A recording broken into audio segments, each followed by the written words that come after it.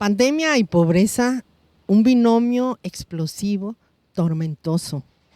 Los economistas hablan de que este año 2020, tan atípico, será histórico el aumento de la pobreza, pero no solo en México, sino en todo el mundo.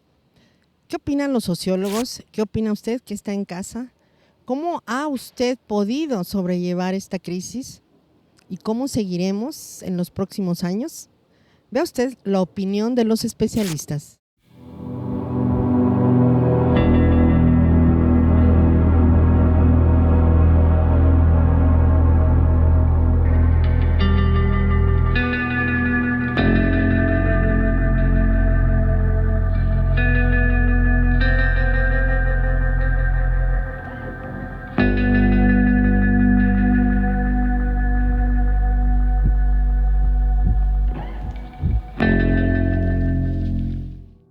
Lo que ha hecho esta pandemia es, como en términos elegantes se dice, exacerbar las condiciones de pobreza que ya vivían los pobres, los marginados, los excluidos. Este año pues hemos tenido la crisis económica más fuerte desde 1932.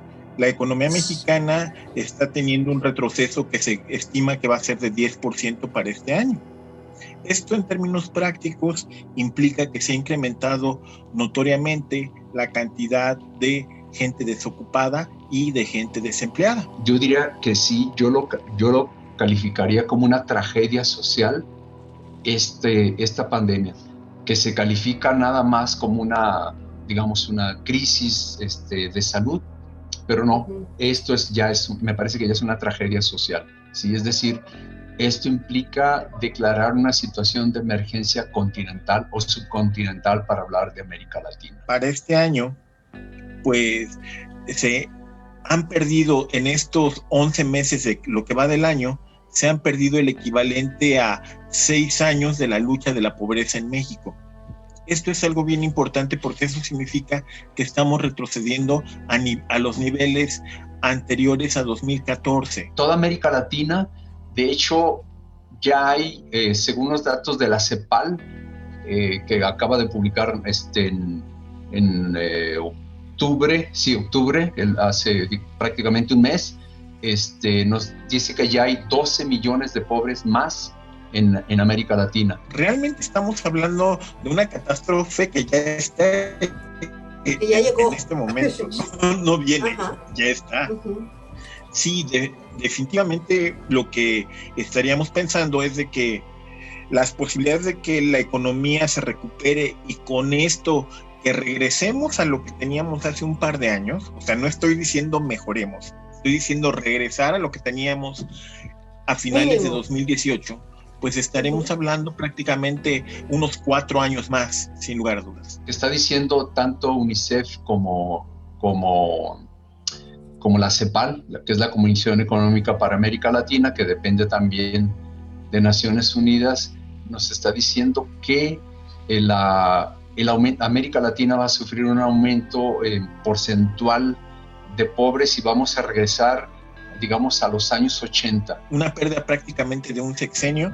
En términos prácticos, estamos pensando también que estamos hablando de varios millones de personas que han caído en la pobreza o en una situación no solo de pobreza, sino también de extrema vulnerabilidad económica.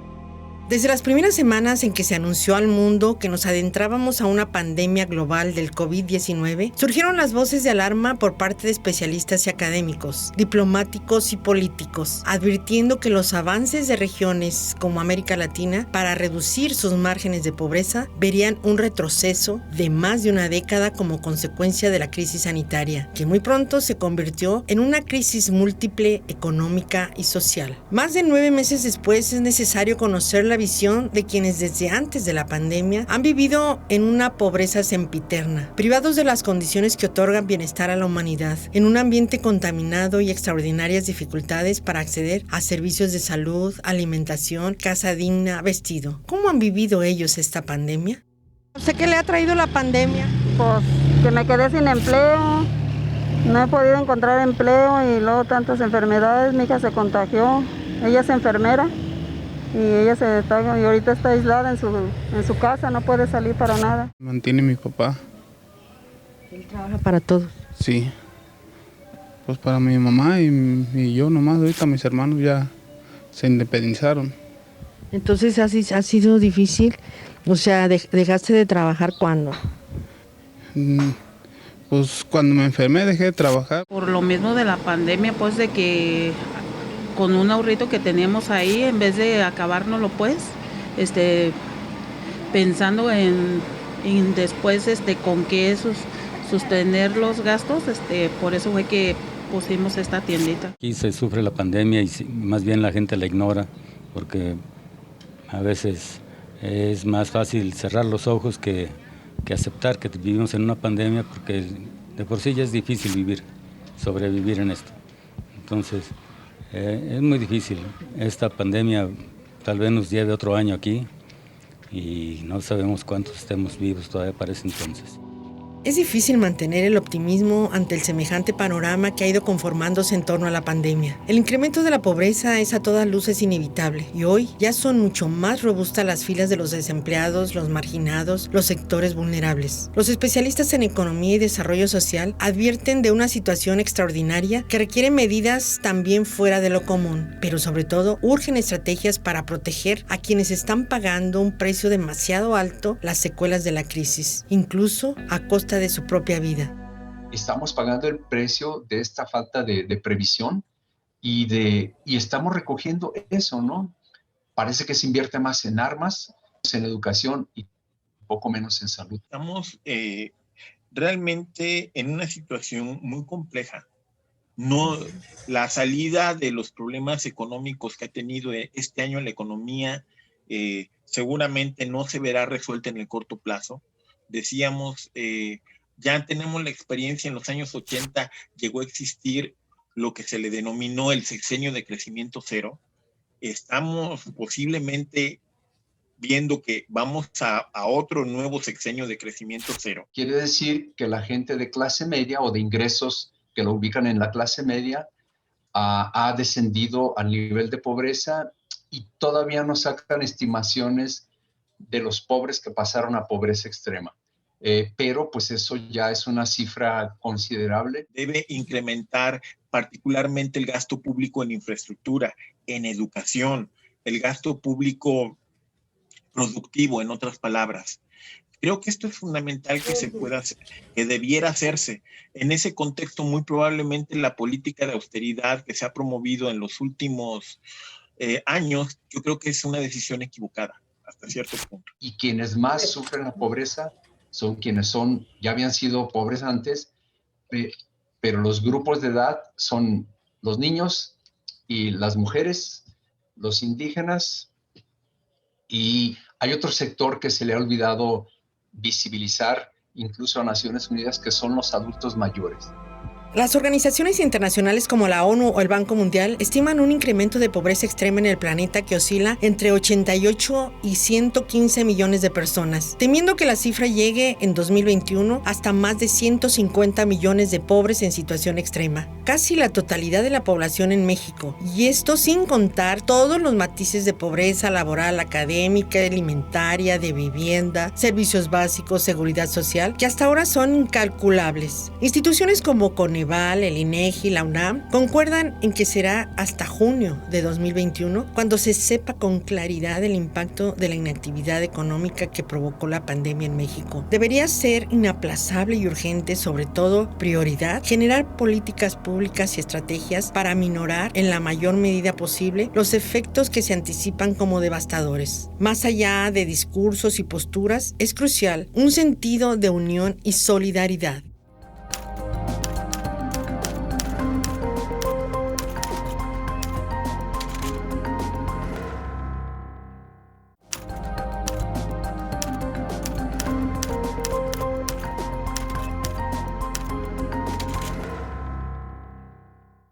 Los valientes brigadistas que arriesgan su vida apagando incendios en los pulmones esenciales de la ciudad, como es el Bosque de la Primavera, coinciden en lamentar que la población en general solo se preocupa por esta indispensable área verde cuando las llamas devoran sus árboles. Pero en realidad debería haber una preocupación permanente y preventiva. La pandemia de COVID-19 puso de relieve una cruda realidad que hoy evidencia cómo es que nunca hubo una cultura de prevención en un sistema de salud colapsado y agudizado hasta el límite. Con una suspensión frecuente e incesante de cirugías, citas esenciales para enfermos crónicos que se han pospuesto a plazos muy extendidos, hospitales sin capacidad de atención, etc.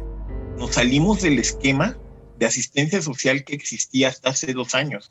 Yo creo que realmente por ahí es una buena parte de la razón por la cual estamos experimentando una crisis, porque nos salimos. Más bien yo pensaría que lo que necesitamos es regresar a la lógica de los antiguos esquemas de seguridad social. No alcancé una pensión. No, tenía poco trabajando con seguro. Está difícil. ¿Por qué? Pues hay unos que a veces dejaron de trabajar. Los descansaron. Sí. Yo de Juanacatlán, del Salto, de allá por el Montenegro, de allá todo eso, y Puente Grande, perdón. Y sí, ya hemos subido más, que hay más casos por aquí. Una preocupación que hemos tenido desde que empezó esta pandemia, porque ya llevamos 47 personas fallecidas, enfermas renales y de cáncer a causa de COVID. Y lo que queremos es evitar ese tipo de tragedias, que pues ya en sí ya estar enfermo renal y de cáncer ya es grave, y ahora exponerlos a una contaminación por COVID en un transporte público muy deficiente, ¿verdad? Podría decir mediocre, ¿verdad? Que tenemos en la zona metropolitana, pues necesitamos buscarles un medio de transporte exclusivo. La realidad es que el sistema de salud está al límite, colapsado ya. El sistema de salud, incluyendo evidentemente a los médicos, ¿sí? Que están ya al tope, saturados, estresados, o el burnout que le llaman, pues están al límite también ellos trabajando.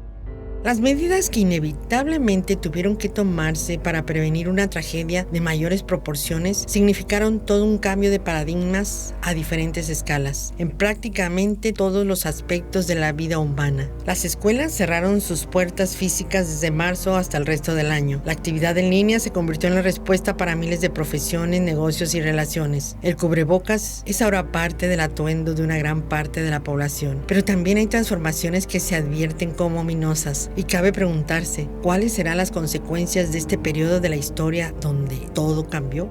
Las consecuencias al corto plazo y al mediano plazo todavía no las estamos resintiendo, apenas están surgiendo, ¿no? Y me parece que ahí, pues es algo que ni el gobierno ni algunas organizaciones de la sociedad civil están preparadas, ni están preparándose para las consecuencias de esto que viene, ¿no? Esquemas de apoyos vía seguros, ¿sí? Que hacen falta.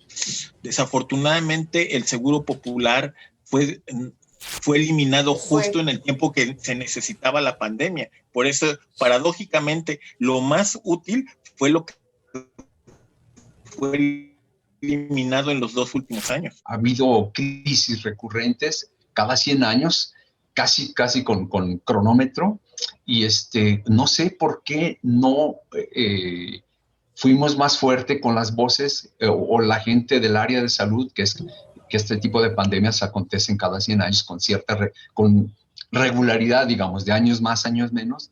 Y no sé por qué no fue la voz fuerte, suficiente, amplia, para decir, se viene algo complicado, es una crisis, una pandemia que se viene, que era de esperarse, y no sé por qué no se advirtió de manera más fuerte. Muy probablemente necesitemos regresar a programas como Progresa, Oportunidades. Yo sé que suena contraparadójico, sin embargo, en su momento estos programas lograron reducir la pobreza de manera efectiva. Lo que pasa es que no fueron seguidos en este gobierno porque ellos tienen una lógica más clientelar para asociar recursos públicos. Y a pesar de que el horizonte luce con amenazadores nubarrones oscurecidos que anuncian una tormenta ineludible, aún así surgen pequeñas pero importantes esperanzas en el que es uno de los centros de contaminación ambiental más graves y severos de México. Finalmente, la Secretaría de Salud Federal ha volteado sus ojos hacia la trágica situación que se vive en El Salto. Los activistas y defensores de la zona ven que al fin se están dando acercamientos directos con el gobierno federal y el ayuntamiento de El Salto, Jalisco, que nunca habían participado en bien de los enfermos por la contaminación. Eso es positivo. Siguiendo tu idea, aquella de hace 2 años, de las demandas que encontramos manera de hacerlo penalmente, hicimos una solicitud muy fundamentada ante el titular de la Secretaría de Salud Pública a nivel federal. ¿A qué me refiero? Pedimos a la Comisión de Cooperación Ambiental del Tratado de Libre Comercio un apoyo para hacer los estudios de la contaminación y calidad del agua del río Lerma, del lago de Chapala, del río Santiago y del río Verde. La comisión hizo ese estudio y nos lo entregó con el nombre de Expediente de Hechos, ¿no? _003, Chapala 2. Chapala 2 porque era el segundo intento que se hacía. Bien, nos llevó muchos años, fueron 10 años. Empezar a hacer un registro real, ya oficial, por parte de la Secretaría de Salud, junto con el gobierno del Salto y junto con las ONGs, para empezar a hacer ese registro puntual de los enfermos, saber dónde están, en qué zonas están más poblados de enfermos, y eso pues puede sentar las bases para un estudio epidemiológico que siempre en los últimos 13 años hemos estado pidiendo. Lo que tratamos es de acortar el camino, ya vengan y vean ahí, ¿no? Y si ustedes vienen a San Pedro Sicán, le dije al doctor, venga y pásese allí en la plaza, hable con los niños, pregúnteles cosas. Cuando vea que los niños no pueden reaccionar, qué desesperación, un niño ya por las enfermedades que tiene, sin cerebro, y todavía quieren hacer más estudios. Digo, no, pues ya más estudios ya. Allá está ahí el enfermo, ¿no? Don Manuel, ¿cuánto tiempo van a esperar, no? ¿Cuánto tiempo se puede uno esperar que haya algo? No, ya nosotros estamos esperando, nosotros tenemos la próxima reunión la semana entrante.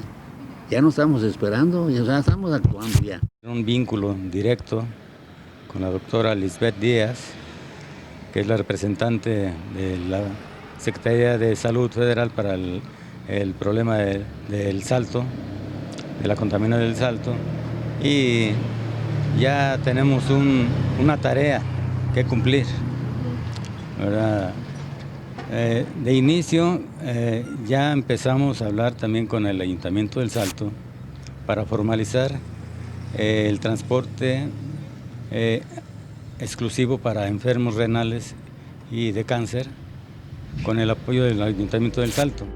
El cierre de un tormentoso y angustiante año como es el 2020 exige la mayor prudencia por parte de una población que, sin embargo, se muestra cansada de seguir las medidas sanitarias y de distanciamiento social. Las autoridades advierten un preocupante incremento de casos en Jalisco, la mayoría concentrados en el área metropolitana de Guadalajara, incluyendo El Salto, donde además se viven las condiciones de contaminación bien conocidas que agravan la situación. Incluso la Comisión Estatal de Derechos Humanos emitió un posicionamiento para advertir del incremento en afectaciones a la salud y posibles violaciones de derechos humanos por el COVID-19 y la contaminación atmosférica en este invierno. Pero, ¿quién protegerá realmente a poblaciones tan golpeadas por el deterioro ambiental?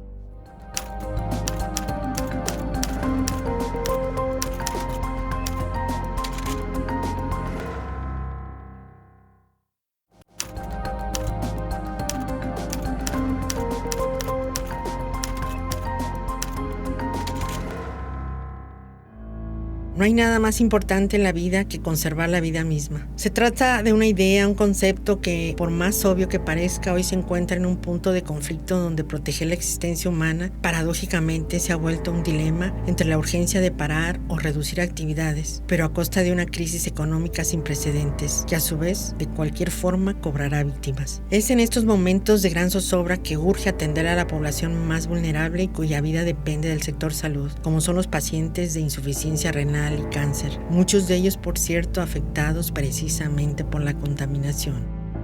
El transporte exclusivo para enfermos renales y de cáncer, con el apoyo del Ayuntamiento del Salto. Ellos van a encabezar esa gestión, ese apoyo. Pero ¿Ya aceptaron? Ya aceptaron, ya dieron el inicio a ellos, ya dieron a conocer que estaban haciéndolo. Nada más falta ya ampliarlo y vincularlo con las ONGs para ayudarles. Pues la insuficiencia renal me la detectaron hace 4 años y medio. La razón, pues los riñones que no me crecieron, no se me desarrollaron. Entonces estoy recibiendo la hemodiálisis 3 veces a la semana. ¿A dónde vas? A Moctezuma, San Nefro, López Mateos. Es pesado. Sí, pues 3 veces a la semana. Mientras dure la pandemia, ese transporte exclusivo para los enfermos renales y de cáncer, ¿verdad? Nos quedamos todavía pendientes ampliarlo a las delegaciones. 3 veces a la semana. O sea que incluso no pueden hacer absolutamente nada, ¿verdad? Hay que dedicarse a eso, nomás se echan toda la tarde. Sí, pues de hecho, básicamente todo el día, porque al levantarse lo único que tienes que hacer es prepararte para irte. Y se va todo el día, y hasta regresa uno hasta en la noche y pues deja tú llegar a hacer algo, nomás llegas a descansar porque sale muy cansado de ahí. Voy 3 veces por semana, martes, jueves y sábado. Y pues desde temprano es levantarse, bañarse y pues desayunar y ya esperar que se hagan las 2. Y pues salir a tomar el camión, llegar al centro, del centro tomar otro camión. Y pues ya llegamos allá a las 3 pasaditas, ya nos registran y esperamos a que nos hablan, nos conectan, 4 o 5 y ya. De ahí hasta las 7 yo termino y espero a mi compañero a mi novio, que sale a las 8 y lo espero ahí a un lado de él a que él termina. El aumento de la pobreza y la marginación no solo en México, sino en el resto del mundo, se aproxima como desmedido e histórico. Es ya una realidad que poco a poco comienza a tomar forma. Es necesario esperar, aunque sea con temor y reserva, el balance final de los daños que dejó esta pandemia. Sin embargo, hay soluciones que urge encontrar. Algunas ya están sobre la mesa y su discusión en los altos niveles de la estructura social es algo impostergable. Debe también procurarse apoyar lo que es el gasto en educación en todos los niveles educativos.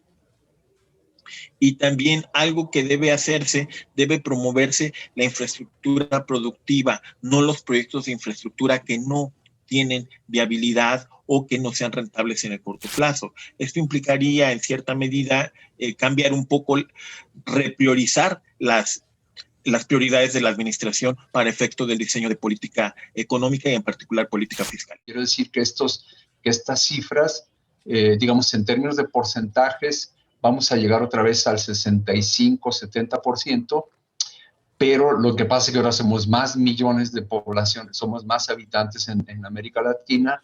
Esto quiere decir que la millonada de pobres va a llegar a los, no sé, si ahorita se habla de 12, esto va a llegar fácilmente a los 20 millones de pobres, ¿no? Lo que se ha propuesto desde la academia ha sido consistentemente que haya una mayor política contracíclica. Esto significa que estamos hablando de que el gasto público federal debe utilizarse para tratar de reactivar a las pequeñas empresas, debe apoyar a las empresas para efectivamente salvar el empleo y con esto disminuir las posibilidades de que la gente caiga en pobreza. Debe incrementar particularmente el gasto público en infraestructura, en educación, el gasto público productivo, en otras palabras. Creo que esto es fundamental que se pueda hacer, que debiera hacerse. En ese contexto, muy probablemente la política de austeridad que se ha promovido en los últimos años, yo creo que es una decisión equivocada, hasta cierto punto. Es una tragedia social, la verdad. Sí, yo digo es decir, cómo se van a reponer los procesos educativos, si ya era de que se aplica a nivel internacional, por pertenecer México a la OCDE, y si ya estábamos abajo en el penúltimo lugar, pues yo creo que vamos a pasar al último y nomás porque no hay otro más abajo, ¿no? El sistema de salud mexicano desde antes de la pandemia se encontraba ya en un punto de inflexión muy delicado, con una transformación ambiciosa que provocó una enardecida discusión pública, muchas incertidumbres, quejas y opiniones fuertemente encontradas. Es momento de pensar no solo en mantener un precario sistema de salud y asistencia social, sino de fortalecerlo y dirigirlo justamente a quienes hoy más que nunca lo necesitan. Se necesita cambios de políticas en el sector público y posiblemente el establecimiento de acuerdos con el sector privado. Las condiciones de salud de un buen sector de la población mexicana estaban dadas para que llegara un bichito como este que llegó y nos fuera peor. Debe también procurarse apoyar lo que es el gasto en educación en todos los niveles educativos. Y también algo que debe hacerse, debe promoverse la infraestructura productiva, no los proyectos de infraestructura que no tienen viabilidad o que no sean rentables en el corto plazo. Esto implicaría, en cierta medida, cambiar un poco, repriorizar las prioridades de la administración para efecto del diseño de política económica y en particular política fiscal. La respuesta no puede ser individual. La respuesta es colectiva o nos va a ir peor, ¿sí? Es decir, si trabajamos más como grupo, simplemente como le ha hecho la especie humana, ¿no? Si la especie humana sobrevivió en el principio ahora sí, del tiempo de los homínidos, fue por su capacidad de adaptarse y de trabajar en grupo, coordinados, ¿no? Si hoy regresamos o volvemos al individualismo, más gentes van a fallecer. Hay que reconocer que las políticas estatales, incluyendo la del Estado de Jalisco, desde mi punto de vista, son mucho más racionales que las políticas federales. Y lo más interesante es que son políticas que no tienen precedente, ¿sí? Y esto también habría que enfatizarse, porque esto lo que nos dice es que sí se están viendo algunos cambios de política económica que están empezando en el nivel subnacional, que eventualmente están fomentando y que crezcan, exactamente, fomentando la economía y que crezca. Y yo creo que es posiblemente algo novedoso que se está viendo en esta crisis. Sí, las consecuencias va a ser que muchos pueden fallecer dependiendo del tipo de respuesta que demos, y creo que debe ser una respuesta comunitaria, conjunta, muy humana, pues. Pero creo que todavía no estamos viendo lo peor de esto, desafortunadamente. No hay que ser tan pesimistas. Hay cambios, por ejemplo, que se están asociando a la manera como los gobiernos estatales están manejando su política económica. Hay que reconocer que buena parte de los gobiernos estatales no están siguiendo la lógica federal, y esto es curiosamente lo que les ha permitido a ellos evitar catástrofes más fuertes. Sin duda el año 2020 es un año que jamás olvidaremos en la faz de la Tierra. Esta pandemia nos ha hecho volver los ojos a nosotros mismos, saber para qué estamos aquí y hacia dónde vamos. Lo más importante es no perder la esperanza y mantener esa sana distancia y esos cuidados que pueden llevarnos a una mejor estabilidad, a la salud. Importante es el cuidado que tengamos. Lo más importante en la vida es sin duda la vida misma. Y esto es algo para tomarlo en cuenta.